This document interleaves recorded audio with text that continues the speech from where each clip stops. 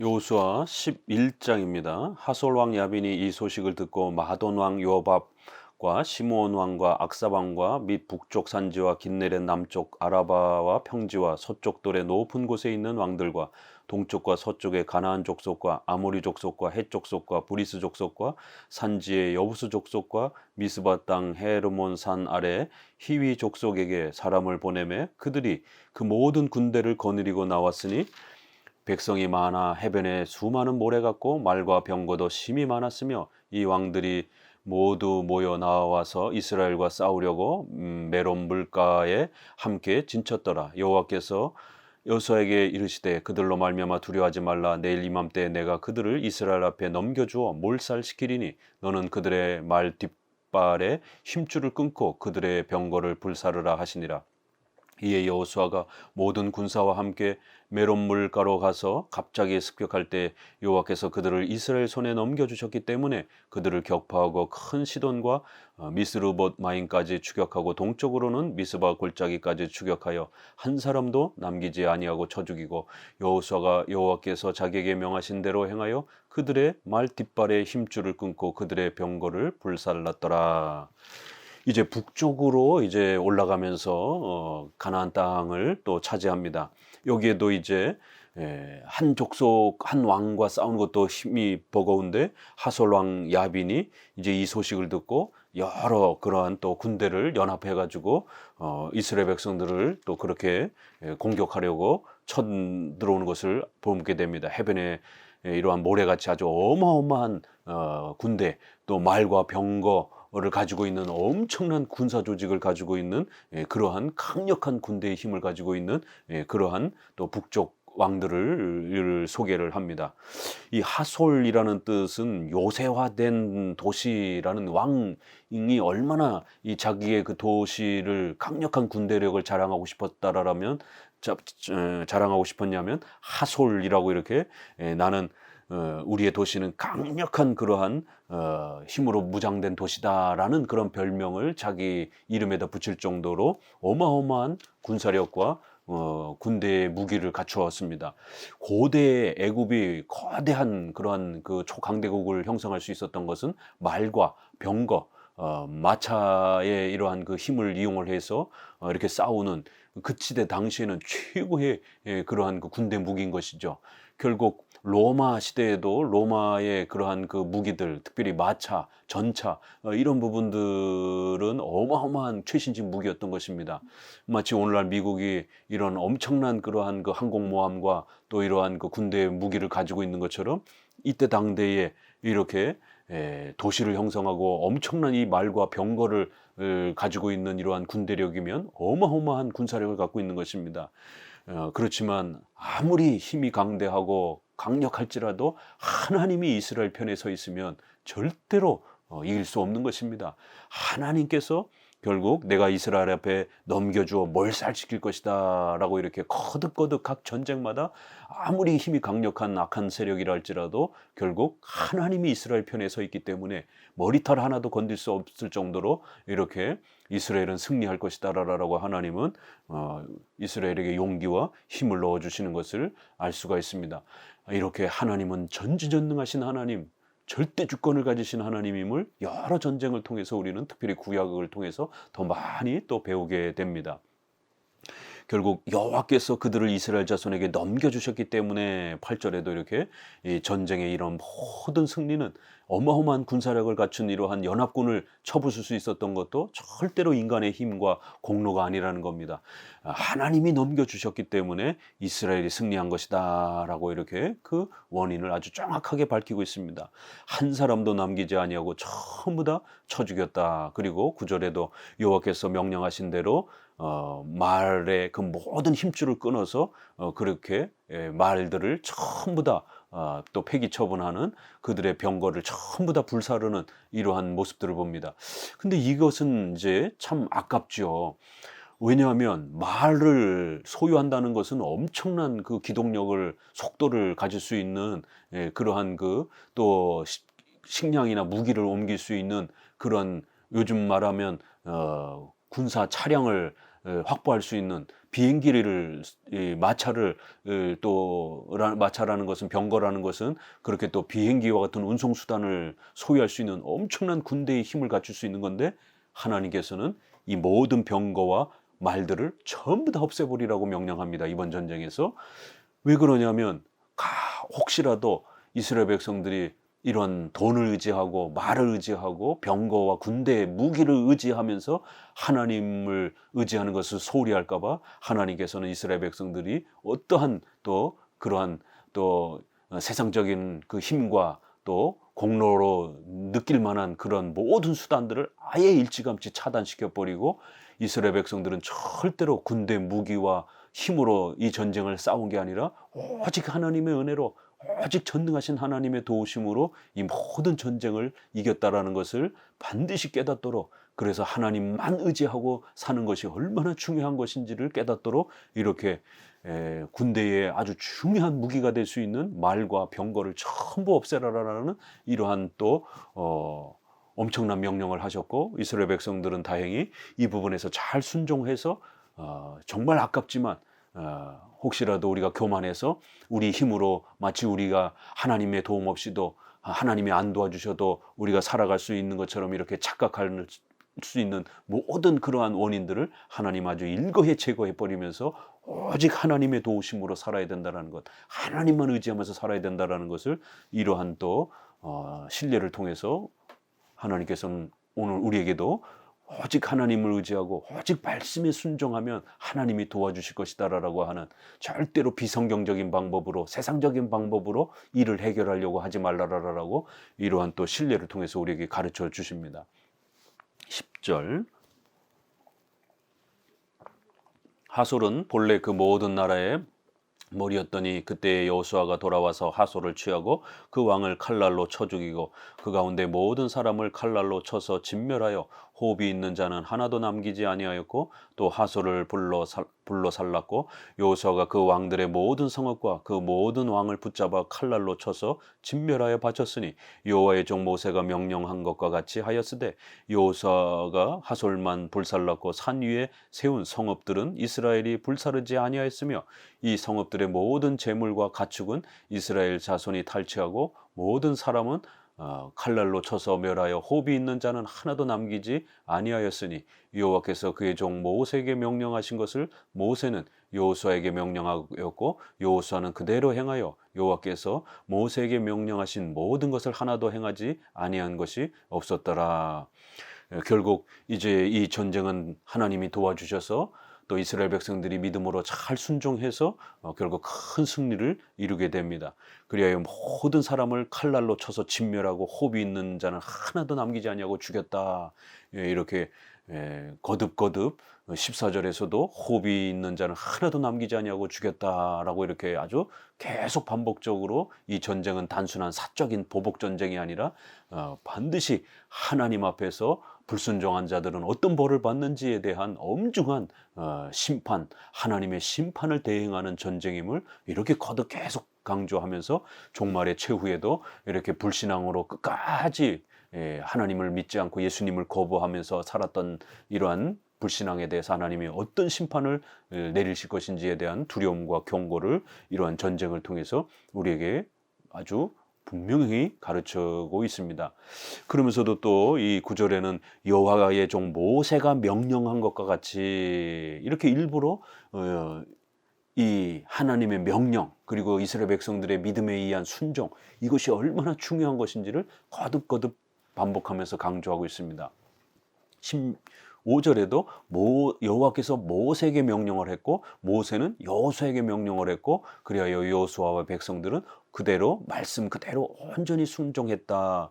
그래서 여호와께서 모세에게 명하신 모든 것을 행하여 빠뜨린 것이 하나도 없을 정도로 그렇게 철저히 순종했다라고 하면서 결국 이 전쟁의 승리는 하나님이 명령하신 대로, 모세에게 하나님이 명령하신 대로, 또 모세가 그렇게 또 지도자로서 백성들에게 명령한 그대로 하나님의 말씀에 온전히 순종함으로 인해서 이 승리를 얻은 것이다 라고, 결국 이 전쟁의 승패는 하나님의 은혜와 백성들이 순종함으로 인해서 믿음으로 오직 믿음으로 그렇게 말씀에 순종함으로써 이루어진 것이다라는 것을 아주 명확하게 밝히면서 오직 말씀으로 사는 것, 오직 성경으로 사는 것, 오직 믿음으로 사는 게 얼마나 중요한 것인지를 이 전쟁의 실제적인 예를 통해서 목숨이 왔다 갔다 하는 이러한 전쟁의 이러한 한복판에서도 오직 하나님의 말씀을 기억하고 말씀의 명령한 대로 흐트러짐 없이 말씀에 순종하려고 오직 믿음으로 그렇게 몸부림치며 나아갈 때에 어떠한 어려움과 불가능 속에서도 하나님은 우리 성도들을 지키시고 보호해 주실 것이다라고 하는 어마어마한 이러한 하나님의 일하심과 하나님이 어떤 분이신지를 우리에게 아주 명확하게 이렇게 드러내고 있는 것입니다. 16절 여호수아가 이같이 그 온 땅 곧 산지와 온 네겝과 고센 온 땅과 평지와 아라바와 이스라엘 산지와 평지를 점령하였으니 곧 세일로 올라가는 한락산에서부터 헤르몬산 아래 레바논 골짜기의 바알갓까지라. 그들의 왕들을 모두 잡아 쳐 죽였으며 여호수아가 그 모든 왕들과 싸운지라. 지가 오랫동안이라. 기브온 주민 히위 족속에는 이스라엘 자손과 화친한 성읍이 하나도 없고 이스라엘 자손이 싸워서 다 점령하였으니 그들의 마음이 완악하여 이스라엘을 대적하여 싸우러 온 것은 여호와께서 그리하게 하신 것이라. 그들을 진멸하여 바치게 하여 은혜를 입지 못하게 하시고 여호와께서 모세에게 명하신 대로 그들을 멸하려 하심이었더라. 그때 여호수아가 가서 산지와 헤브론과 드빌과 아납과 유다 온 산지와 이스라엘의 온 산지에서 아낙 사람들을 멸절하고 그가 또 그들의 성읍들을 진멸하여 바쳤으므로 이스라엘 자손의 땅에는 아낙 사람들이 하나도 남지 아니하였고 가사와 가드와 아스도덴만 남았더라. 이와 같이 여호수아가 여호와께서 모세에게 말씀하신 대로 그 온 땅을 점령하여 이스라엘 지파의 구분에 따라 기업으로 주매 그 땅에 전쟁이 그쳤더라. 이제 이 11장을 마무리하면서 이 앞선 전쟁의 이러한 모든 역사 속에 어떤 원리로, 신앙의 원리로 이 모든 전쟁이 진행되어졌는지를 다시 한번 짧은 내용을 통해서 마무리하고 있습니다. 특별히 18절에 보게 되면 여호수아가 그 모든 왕들과 싸운 지가 오랜 시간을 걸쳐서 이 모든 역사가 이루어졌다라고 이렇게 말하면서 하나님이 가나안 땅을 주시겠다고 약속하셨지만 바로 순식간에 그것이 성취된 것이 아니라 차근차근 이렇게 시간을 두면서 확장되어져 가는, 그리고 시간이 많이 또 이렇게 연속이 되면서 하나님의 약속이 성취되어져 가는 이러한 하나님의 일하시는 방식을 보게 됩니다. 오늘 우리에게도 하나님이 어떤 일들을 우리에게 인생 가운데 행하실 때에 우리는 다급하고 반드시 지금 필요한 것처럼 여겨지지만 하나님께서는 때로 이렇게 오랜 시간 동안 또 지연을 하면서 하나님이 정하신 때에 그 역사와 열매들이 또 펼쳐지게 이렇게 하시는 것입니다. 이렇게 오랫동안 그 가나안 땅 전쟁을 했더라. 이스라엘 백성들은 하나님이 가나안 땅 준다고 했으니까 우리가 들어가자마자 바로 이렇게 그 모든 백성들이 항복하고 다 나올 줄 알았지만 하나씩 전쟁을 치러가면서 또 백성들이 책임감 있게 신앙의 책임감을 또 이렇게 행동하면서 하나님의 말씀에 순종하면서 차근차근히 또 이렇게 오랜 시간을 거쳐서 하나님의 역사가 또 이렇게 한 단계 한 단계 펼쳐져가는 또 그러한 또 섭리의 열매들을 얻게 된 것입니다. 성급하게 하나님의 역사가 이렇게 아직 완성되지 않았는데 하나님이 안 도와주신다고 이렇게 불평하거나 원망하거나 그러면 안 되는 것입니다. 이렇게 하나님의 계획 속에는 한순간에 완성하시는 것도 있지만 또 어떤 것들은 이렇게 오랜 동안 또 하나님의 역사가 때가 기다려져야 되는 또 그러한 계획이 섭리의 역사가 있음을 우리는 또 꼭 배우셔야 됩니다. 결국 이 가나안 전쟁은 20절에 예정론과 관련된 아주 중요한 표현이 나옵니다. 그들의 마음이 완악하여 이스라엘을 대적하여 싸우러 온 것은, 그들이 그렇게 이스라엘 백성들을 공격하려고 덤벼든 것은 여호와께서 그렇게 하신 것이다 라고 이렇게 말씀하고 있는 겁니다. 하나님이 이 땅을, 가나안 땅을 이스라엘에게 주시기 위해 한 거대한 예정과 작정을 하나님은 계획하셨던 것입니다. 그래서 이 가나안 땅에 있는 모든 그러한 왕들이 이스라엘 백성들을 공격하려고 그렇게 전쟁을 치르기 위하여 나왔다. 그리하여 그 전쟁을 통해서 그들을 전부 다 멸망시키고 하나님께서 약속하신 대로 이 땅을 그들에게 주신 것이다 라고 이렇게 하나님이 작정하고 예정하셔서 이 땅을 이스라엘 백성들에게 주려고 하나님이 계획하셨기 때문에 그 땅에 있는 족속들이 이스라엘과 전쟁을 하러 그렇게 나와서 전멸된 것이다 라고 이렇게 하나님의 작정과 예정의 관점에서 이 모든 가나안 전쟁이 펼쳐진 것이다 라고 이렇게 말합니다. 그러면 이제 이 예정론을 싫어하는 사람들은 그러면은 결국 왕들이 그렇게 이스라엘 백성들을 치려고 전쟁을 하게 된 마음은 하나님이 일으키신 거니까 그러면은 왕들은 가엾이 죽은 것 아닙니까?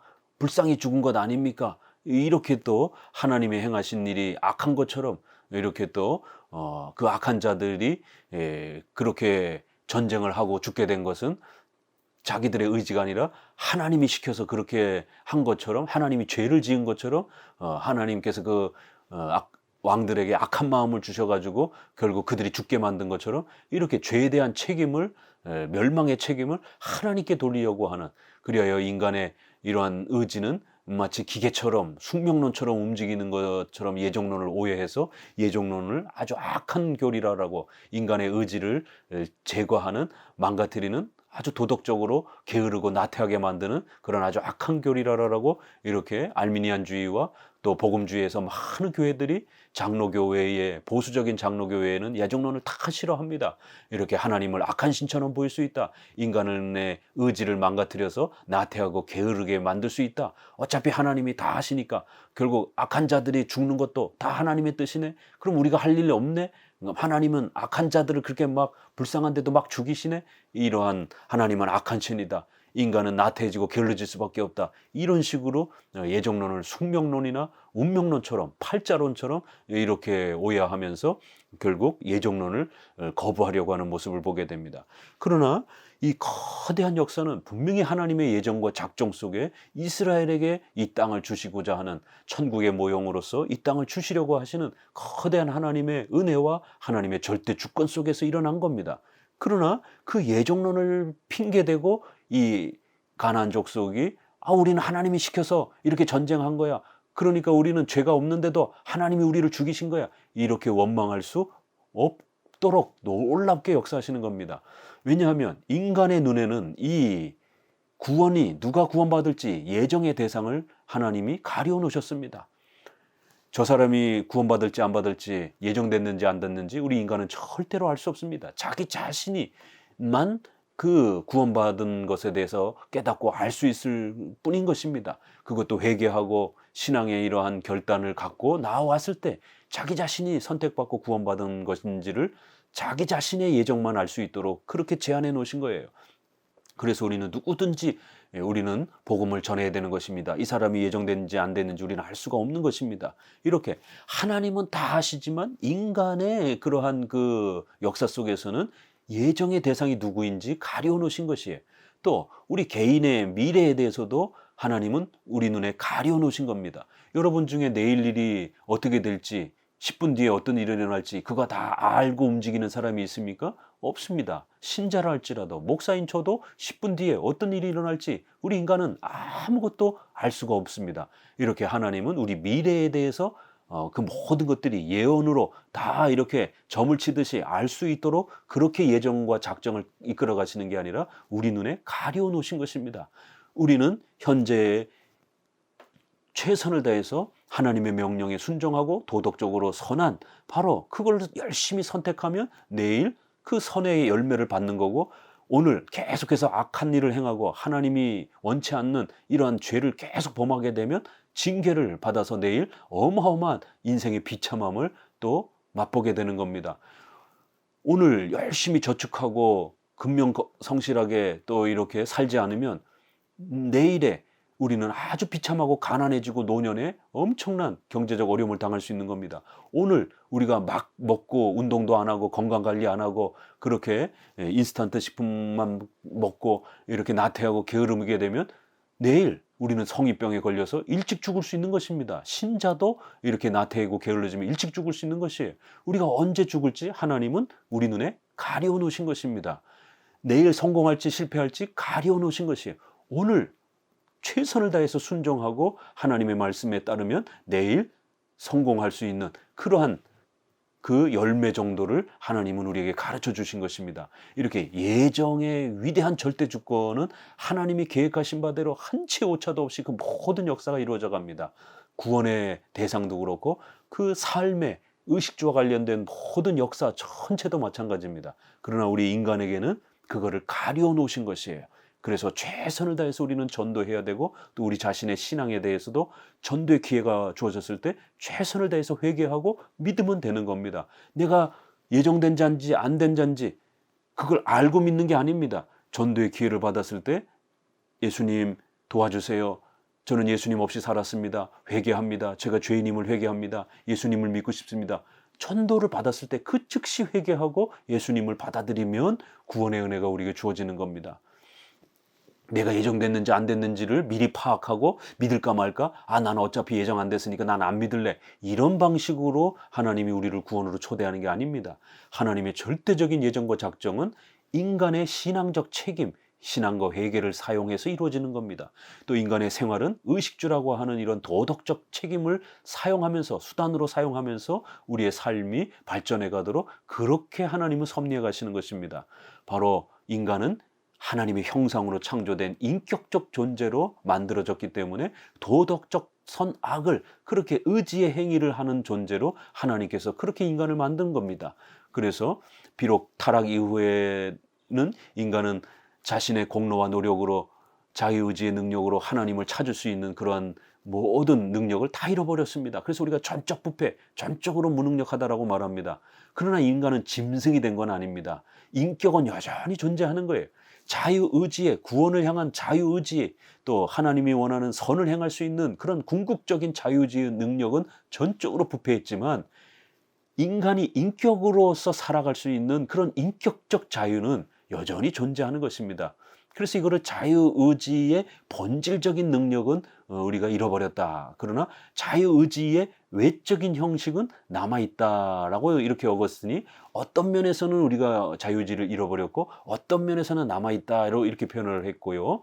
또 종교개혁자들은 이렇게 로마 가톨릭의 공로주의적 자유의지는 분명히 제거되어야 된다. 우리 구원과 성화에 있어서, 칭의와 성화에 있어서 우리의 공로와 우리 자유의지의 능력으로 얻는 게 아니라 오직 하나님의 은혜로 그리스도의 공로로 얻는 것이다 라고 자유의지의 이러한 공로적 성격은 철저히 배격했습니다.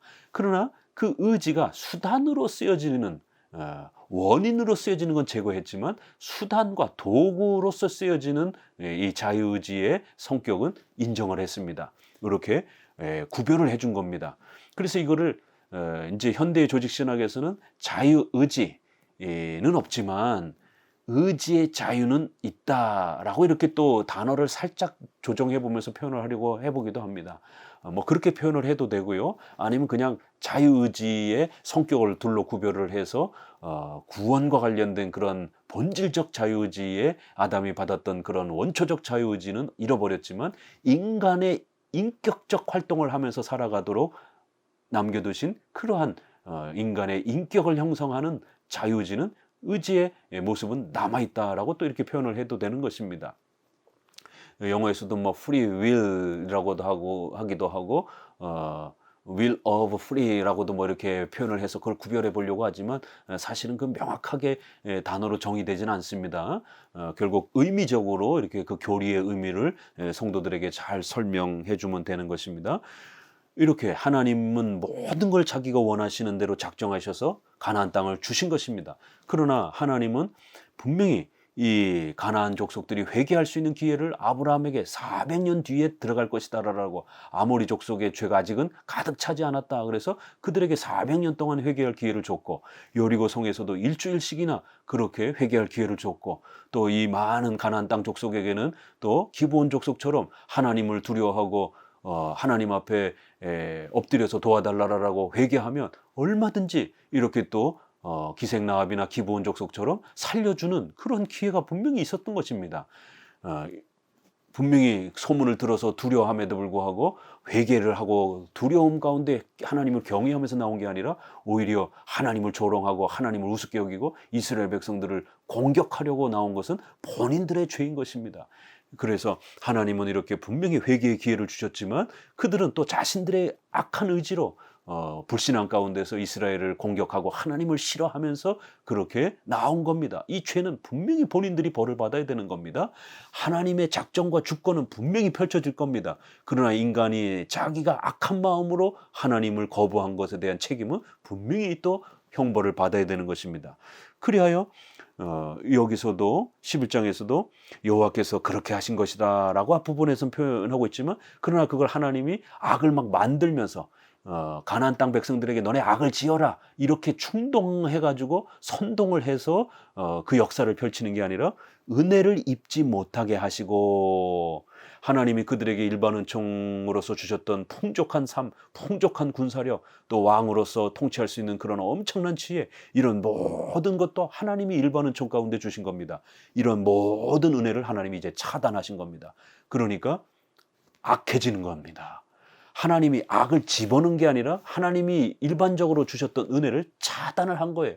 그렇기 때문에 이렇게 하나님은 악을 선동하거나 악을 만드는 방식으로 하나님의 예정과 작정을 펼치시는 게 아니라 하나님이 자신이 주셨던 은혜를 중단하심으로 하나님이 주어야 될 그런 책임과 의무는 없는 것입니다. 그건 그냥 은혜로 주셨던 겁니다. 그런 은혜로 주셨던 부분들을 더 이상 주지 않는 겁니다. 중단하는 거예요. 은혜를 입지 못하게 했더라. 은혜를 안 주는 게 하나님 책임입니까? 그건 하나님이 줄 수도 있고 안 줄 수도 있는 것이에요. 하나님이 악을 불어넣으신 게 절대로 아닌 겁니다. 이렇게 예정론, 신적 작정을 이해할 때 하나님의 절대 주권과 인간의 책임을 잘 구별해서 이렇게 이해해야 되고, 성경도 그렇게 말하는 겁니다.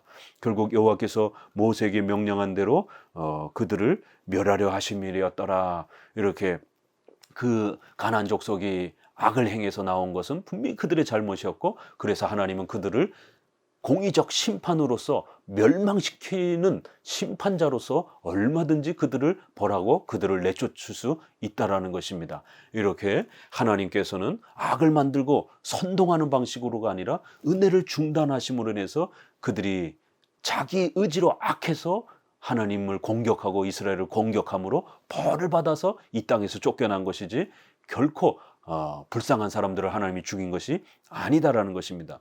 우리 웨스트민스터 신앙고백에서는 3장 1장에 그렇게 제2 원인을 하나님이 제거하거나 없애지 아니하시고 확립하셨다라고 이렇게 표현을 합니다. 또 5장에서 섭리 부분에서는 하나님께서 보존, 인도, 처리, 통치 방식으로 이렇게 하나님의 절대 주권이 반드시 인간의 또 이런 인격과 자연 질서의 또 이러한 기본적 수단들을 사용하셔서 하나님의 섭리의 위대한 뜻을 펼쳐간다. 또 필연적으로, 자원적으로, 우연적인 이러한 수단을 사용하셔서 하나님의 작정을 펼치신다. 그래서 이렇게 자원적으로 인간의 의지를 사용하시고 수단으로 그렇게 사용하셔서 하나님은 신비로운 방식으로 하나님의 작정과 인간의 의지를 절묘하게 그렇게 사용하신다라는 겁니다. 빌립보서 2장 13절에도 하나님은 자신의 기쁘신 뜻을 그렇게 사람의 마음속에 소원을 두고 일으키시는 방식으로 그렇게 일하신다라는 거예요. 그래서 인간은 자기가 원하는 것을 하지만 하나님의 그 거대한 주권과 기쁘신 뜻이 그렇게 펼쳐지는 거대한 신비로운 역사라, 이렇게 표현을 하고 있습니다. 결국 이 놀라운 가나안 전쟁은 이렇게 하나님의 절대 주권 속에 하나님의 위대한 예정과 섭리가 펼쳐지는 역사요, 또 거기에 인간의 인격적 의지가 순종하는 자와 불순종하는 자가 어떤 결과를 맞이하게 될지에 대한 또 책임이 분명히 또 이렇게 나타나는 그런 놀라운 하나님의 이러한 주권적 역사가 인간의 역사 속에, 삶 속에 어떻게 펼쳐지는지가 아주 놀랍게 우리에게 가르쳐지고 있습니다. 그리하여 오늘 우리 성도들도 하나님의 절대 주권, 예정, 작정, 섭리를 믿으면서 또 하나님의 말씀에 순종하고 인간의 우리 인격적 책임을 온전히 감당하면서 또 그렇게 또 살아가는 것입니다. 이 놀라운 칼빈주의, 개혁주의의 이런 예정론과 하나님의 섭리론을 더욱 잘 기억하시기 바랍니다. 감사합니다.